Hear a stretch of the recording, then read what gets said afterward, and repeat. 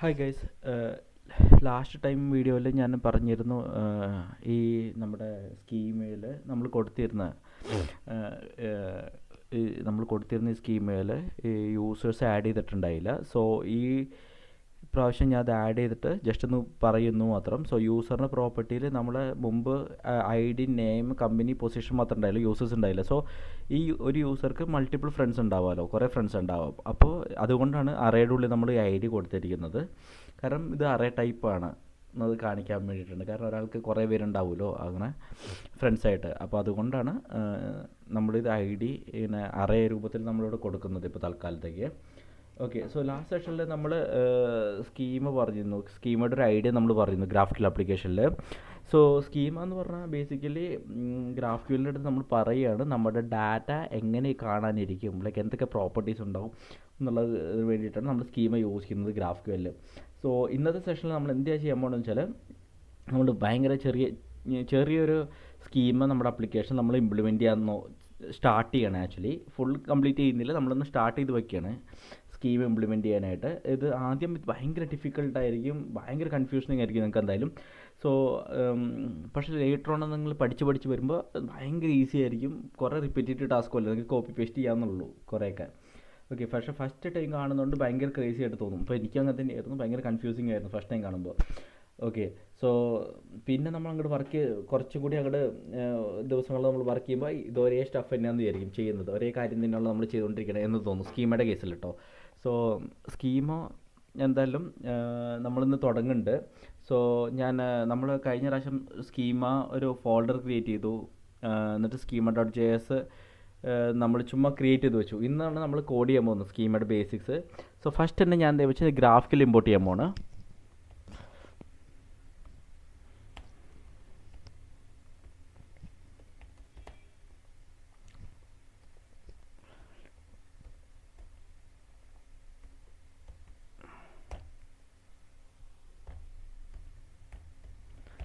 So ഞാനിവിടെ ഗ്രാഫ്ക്യൂൽ import ചെയ്തു.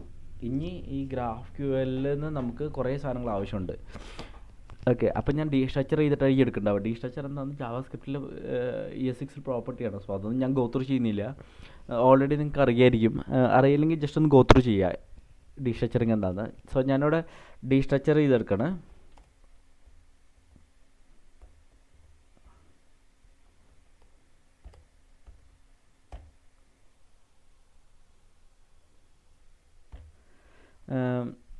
So first property ഞാൻ ഡിസ്കസ് ചെയ്ത് എടുക്കാൻ പോകുന്നത് ഗ്രാഫ്ക്യൂൽ ഒബ്ജക്റ്റ് ടൈപ്പ് എന്ന് പറഞ്ഞ സാധനമാണ്.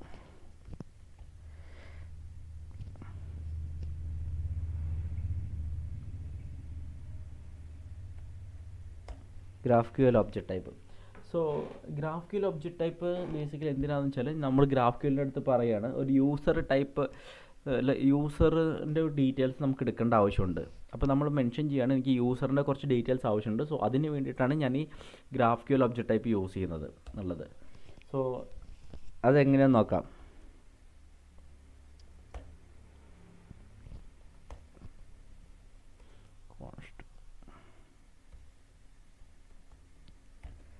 User type equal to new GraphQL object type of okay name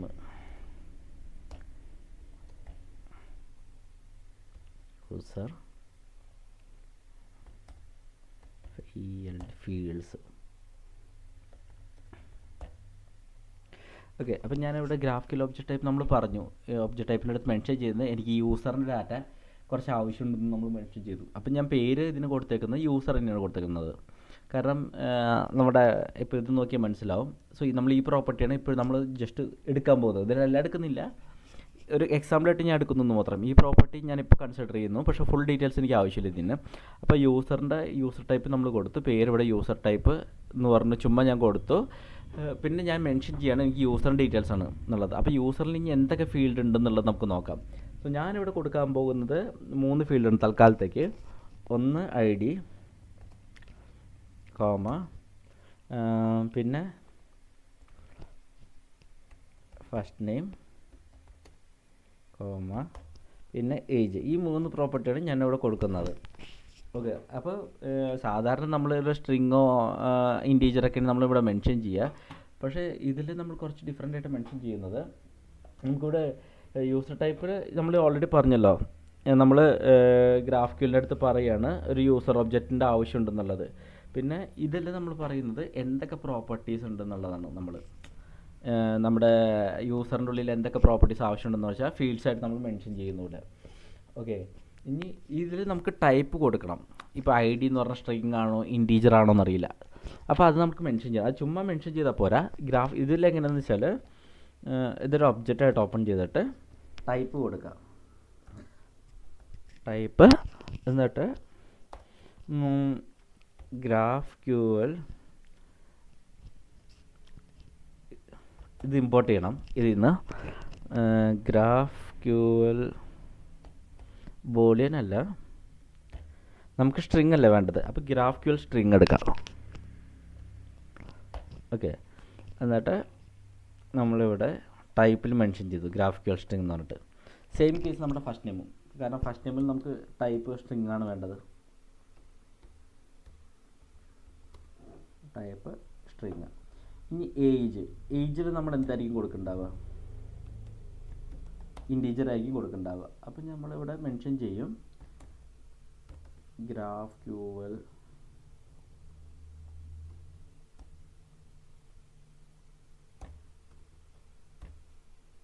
int. GraphQL int എന്ന് പറഞ്ഞ് നമ്മൾ മെൻഷൻ ചെയ്യും. എന്നിട്ട് ഇതായിരിക്കും നമ്മളോട് ടൈപ്പായിട്ട് മെൻഷൻ ചെയ്യേണ്ടാവുക, GraphQL int എന്ന് പറഞ്ഞത്. സോ നമ്മളിപ്പോൾ ഗോ ത്രൂ ചെയ്യാം എന്താണെന്നുള്ളത്. ഞാനിപ്പോൾ GraphQL ഇമ്പോർട്ട് ചെയ്തെടുത്തു.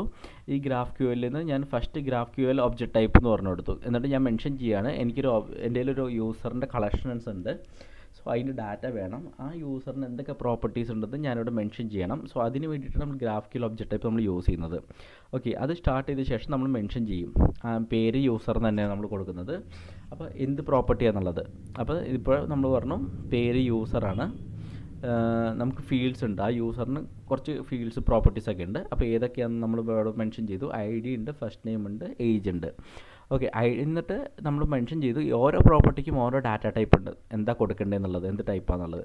അപ്പോൾ ഞാനിവിടെ മെൻഷൻ ചെയ്തു ടൈപ്പ് ഇവിടെ സ്ട്രിങ് ആണ് എന്നുള്ളത്. IDക്ക് ഇവിടുത്തെ ഫസ്റ്റ് നെയിം സ്ട്രിങ് ആണ്, ഏജ് ഇൻറ്റീജർ ആണെന്ന് മെൻഷൻ ചെയ്തു ആക്ച്വലി. സോ ടൈപ്പ് നമ്മൾ ഇങ്ങനെ കൊടുക്കുന്നത് ഒരു ഒബ്ജക്റ്റ് ആഡ് ചെയ്തിട്ട് ഒബ്ജക്റ്റിൻ്റെ ഉള്ളിൽ ടൈപ്പ് എന്നുള്ള പ്രോപ്പർട്ടി ആഡ് ചെയ്തിട്ട് എന്നിട്ട് നമ്മൾ മെൻഷൻ ചെയ്യണം എന്ത് ടൈപ്പാണെന്നുള്ളതൊക്കെ.